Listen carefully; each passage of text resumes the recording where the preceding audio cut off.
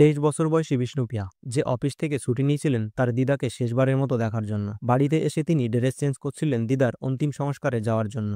কিন্তু তার আগেই ঘরে ঢুকে কেউ একজন তাকে নির্মমভাবে তা করেন। 2022 সালের 22শে অক্টোবর শনিবার সকাল 11:30 নাগাদ এই ঘটনাটি ঘটে। বিষ্ণুপ্রিয়ার মা একই দিনে প্রথমে তার বয়স্ক মাকে শেষ নিঃশ্বাস ত্যাগ করতে দেখেন, আর তার কয়েক ঘন্টা পরই তার মাত্র 23 বছর বয়সী মেয়েকে ঘরের মেঝেতে অবস্থায় পান। অর্থাৎ একজনের অন্তিম সংস্কার শেষ হওয়ার আগেই আরেকজনের অন্তিম সংস্কার করা হয়। তার বৃদ্ধা মায়ের মৃত্যুটা স্বাভাবিক হলেও 23 বছর বয়সী মেয়ের শেষ পরিণতি স্বাভাবিক ছিল না। এই মর্মান্তিক ঘটনার একমাত্র প্রমাণ ছিল 13 সেকেন্ডের একটি ভিডিও কল। কিন্তু কে ছিল এই মর্মান্তিক ঘটনার পেছনে?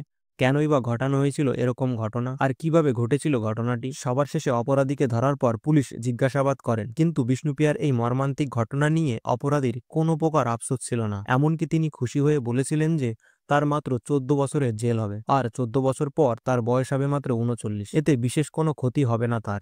অপরাধীর এরকম মন্তব্য শুনে কোর্টের বিচারপতি এমন এক সিদ্ধান্ত নিয়েছিলেন যা এই ঘটনার সঙ্গে যুক্ত অপরাধী কখনো কল্পনাও করতে পারেননি। কেরালার কান্নুর জেলার পানুরের ছোট্ট একটি গ্রামে 23 বছর বয়সী বিষ্ণুপ্রিয়া থাকতেন, যার বাড়িতে ছিল মা ও 2 ভাই। তার বাবা বিনোদ, যিনি কাতারে কাজ করতেন। বিষ্ণুপ্রিয়া পানুরের একটি বেসরকারি মেডিকেল ল্যাবে কাজ করতেন। তিনি দেখতে খুব সুন্দর এবং আকর্ষণীয় ছিলেন। প্রত্যেক দিনের মতো ঘটনার দিনও বিষ্ণুপ্রিয়া কাজের উদ্দেশ্যে বেরিয়েছিলেন।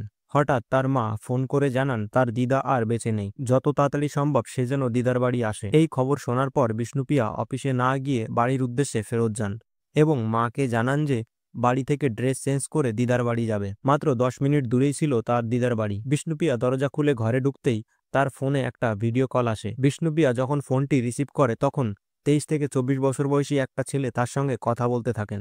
আর তখনই ঘরের অন্য একটা দরজা দিয়ে আরেকজন 23 থেকে 24 বছর বয়সী ব্যক্তি ঘরের মধ্যে আসেন। তখন বিষ্ণুপ্রিয়া তাকে বলেন, তুমি এখানে কি করছো? এটাই ছিল তার শেষ কথা। এরপর বিষ্ণুপ্রিয়ার ফোনটি মাটিতে পড়ে ফোন কেটে যায়। এদিকে বিষ্ণুপ্রিয়া তার মাকে বলেছিল মাত্র 10 মিনিটের ভেতরে বাড়ি থেকে আসছে। প্রায় 30 মিনিট হয়ে গেল বিষ্ণুপ্রিয়া আর আসেনি। তাই মা তাকে বারবার ফোন করতে থাকেন। ফোন রিং হচ্ছিল ঠিকই, কিন্তু ফোন তুলছিল না। বেশ কয়েকবার ফোন করেন তিনি। ফোন রিং হলেও কেউ ফোন রিসিভ করছিলেন না। যেহেতু তাদের বাড়ি বেশি দূরে ছিল না, তাই বিষ্ণুপ্রিয়ার মা বাড়িতে চলে আসেন যে বিষ্ণুপ্রিয়া কি করছেন, কেনই বা সে তার ফোন তুলছেন না। তার মা দরজা খুলে ঘরে ঢুকতে দেখতে পান বিষ্ণুপ্রিয়া খাটের উপর পড়ে রয়েছেন। তার কোনো হেলদোল নেই, ঘরের মেঝেতে ভিজে গেছেন সব। এটা দেখে তিনি তার কান্নার আওয়াজ শুনে প্রতিবেশীরা ছুটে আসেন। বিষ্ণুপ্রিয়ার এই মর্মান্তিক ঘটনা দেখে প্রতিবেশীরা পুরো হতবাক হয়ে যান। দ্রুত পুলিশ অফিসে ফোন করা হয়। পুলিশ ঘটনাস্থলে উপস্থিত হন। প্রতিবেশীদের জিজ্ঞেস করেন সন্দেহভাজন কাউকে দেখেছেন কিনা। কয়েকজন প্রতিবেশী জানান তারা একজন 23 থেকে 24 বছর বয়সী ব্যক্তিকে মাথায় লাল টুপি এবং মুখে মাস্ক পরে বিষ্ণুপ্রিয়ার বাড়ি থেকে বেরিয়ে যেতে দেখেছেন। গ্রামবাসীরা কেউ আর অত গুরুত্ব দেয়নি। যেহেতু তার দিদা মারা গেছে, তাই সবাই ভেবেছিলেন যে তাদের কোনো আত্মীয় দরকারের জন্য তাদের বাড়ি এসেছিলেন। বিষ্ণুপ্রিয়ার বডিকে পোস্টমর্টমের জন্য হসপিটালে পাঠানো হয়।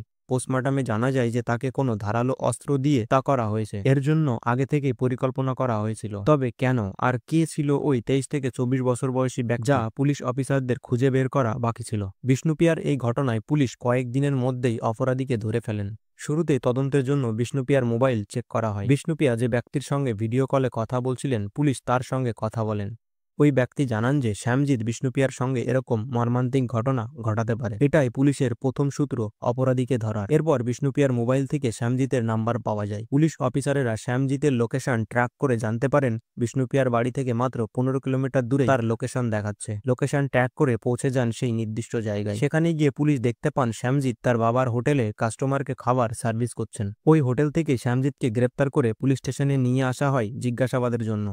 শুরুতে নর্মালি সব প্রশ্ন করতে থাকেন শ্যামজিৎকে, তিনি বিষ্ণুপ্রিয়াকে চেনেন কিনা। উত্তরে শ্যামজিৎ পুলিশ অফিসারদের জানান হ্যাঁ, তারা একে অপরে ভালো বন্ধু, এর বাইরে কিচ্ছু নয়। পুলিশ অফিসারের কাছে বিষ্ণুপ্রিয়ার এই মর্মান্তিক ঘটনা শোনার পর তার বিশেষ কোনো পরিবর্তন হয় না, অর্থাৎ যেন এটা তার কাছে একটা নর্মাল ব্যাপার, যা পুলিশের মনে বেশ খানিকটা সন্দেহ তৈরি করে। তাই আরও বেশি জিজ্ঞাসার জন্য তাকে প্রায় 3 ঘন্টা ধরে অপেক্ষা করান। 3 ঘন্টা পর যখন আবার পুলিশ শ্যামজিৎকে বিষ্ণুপ্রিয়ার ব্যাপারে কিছু জিজ্ঞেস করেন, তখন সে বিশেষ কিছু উত্তর দিচ্ছিলেন না।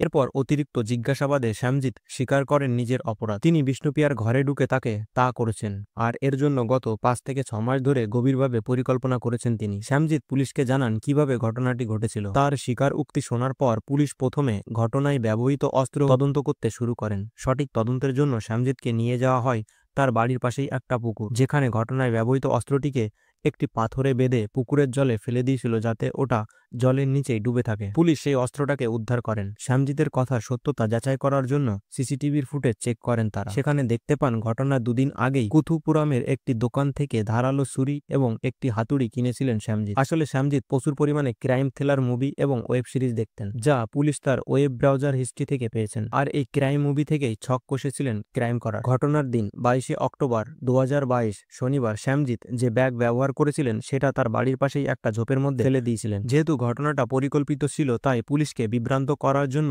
সে ব্যাগের মধ্যে কিছু লঙ্কার গুঁড়ো এবং সেলুন থেকে নিয়ে আসা কিছু চুল রেখেছিলেন, যাতে করে বিষ্ণুপ্রিয়ার সঙ্গে মর্মান্তিক ঘটনা ঘটানোর পর ওই চুল সেই জায়গায় ফেলে আসতে পারে এবং পুলিশ সাথে ফরেনসিক টিম নিয়ে আসলে ওই চুলের ডিএনএ টেস্ট করবে এবং অন্য কারোর ডিটেলস দেখাবে। আর ডগ স্কোয়াডকে বিভ্রান্ত করার জন্য লঙ্কার গুঁড়ো রেখেছিলেন। শ্যামজিৎ চেয়েছিলেন যে কাজ শেষ করার পর মেঝেতে বা আশেপাশে লঙ্কার গুঁড়ো ছড়িয়ে দিতে, যাতে করে ডগ স্কোয়াডের কুকুরগুলো গন্ধ শুকে অপরাধীর গতিবিধি খুঁজে বের করতে না পারে। যদিও এই সমস্ত পরিকল্পনা তার সম্পূর্ণ ওয়েব সিরিজ এবং ক্রাইম থ্রিলার মুভি দেখেই শেখা পুলিশকে বিভ্রান্ত করার জন্য, কিন্তু এগুলো ঘটনাস্থলে ব্যবহার করেননি তিনি। অর্থাৎ এরকম পরিকল্পনা করলেও শ্যামজিৎ বাস্তবে এমনটা করেননি। সবার শেষে পুলিশ জানতে চান কেন সে বিষ্ণুপ্রিয়ার সঙ্গে এরকম মর্মান্তিক ঘটনা ঘটিয়েছে। উত্তরে শ্যামজিৎ জানান যে প্রায় 1 বছর আগে বিষ্ণুপ্রিয়ার সঙ্গে তার দেখা হয়েছিল। প্রথমে তারা একে অপরের শুধুমাত্র বন্ধু ছিল। ধীরে ধীরে সেই বন্ধুত্ব থেকে শুরু হয় প্রেমের সম্পর্ক। বেশ কয়েক মাস চলেছিল তাদের এই সম্পর্ক। সে বিষ্ণুপ্রিয়াকে বিয়ে করার প্রস্তাব দিয়েছিল, কিন্তু এরপর থেকেই বিষ্ণুপ্রিয়া তার থেকে দূরে যেতে থাকে। অর্থাৎ সে শ্যামজিতের ফোন তুলতেন না, তাকে বেশি সময় ইগনোর করতেন।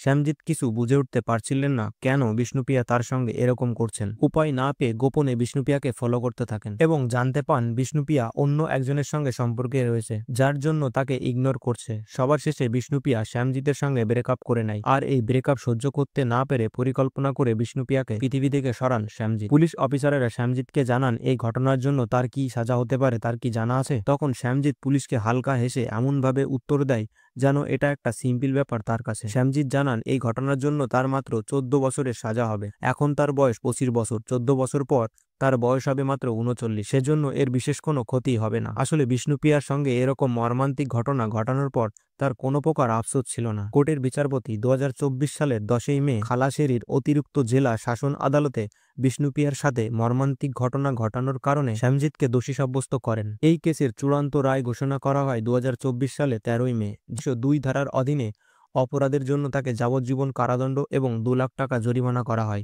আর 449 ধারার অধীনে তাকে 10 বছরের কারাদণ্ড এবং 25,000 টাকা জরিমানা করা হয়েছিল, যা শ্যামজিৎ কখনো কল্পনাও করেননি। কোনো প্রকার অপরাধ ঠিক নয়, অপরাধ থেকে দূরে থাকা উচিত। যদি কখনো কোনো সমস্যার সম্মুখীন হন তাহলে অবশ্যই পুলিশ প্রশাসনের সাহায্য নেওয়া উচিত। আমাদের একটা কথা মাথায় রাখা উচিত, কোনো প্রকার অপরাধ আমাদের সমস্যার সমাধান হতে পারে না। একজনকে আরেকজনের ভালো লাগতেই পারে, কিন্তু তার মানে এই নয় সেই ব্যক্তিকেও তাকে ভালো লাগতে হবে। সরকারি নিয়ম মেনে প্রত্যেকটা মানুষ স্বাধীনভাবে থাকতে পারে। ভিডিওতে দেওয়া সমস্ত তথ্য ইন্টারনেটে সবার জন্য উন্মুক্তভাবে রয়েছে। ভিডিওটা শুধু শিক্ষার জন্য তৈরি করা হয়েছে। ঘটনাটি ঠিক এভাবেই ঘটেছিল, তাই আমরা প্রত্যেকটা ব্যক্তির প্রতি সম্মান রেখে তথ্য উপস্থাপনা করেছি। কাউকে কোনোভাবে ছোট বা হেয় করে দেখানো হয়নি। ভিডিওতে দেওয়া কিছু ফটো এআই দ্বারা তৈরি করা হয়েছে, যার বাস্তবের সঙ্গে কোনো মিল নেই। দয়া করে কেউ বিভ্রান্ত হবেন না। ভিডিওটা যদি ভালো লাগে তাহলে আমাদের চ্যানেলটিকে সাবস্ক্রাইব করে পাশে থাকবেন আর বেশি বেশি করে শেয়ার করবেন, যাতে করে সবাই সচেতন হয়ে অপরাধ থেকে দূরে থাকতে পারে।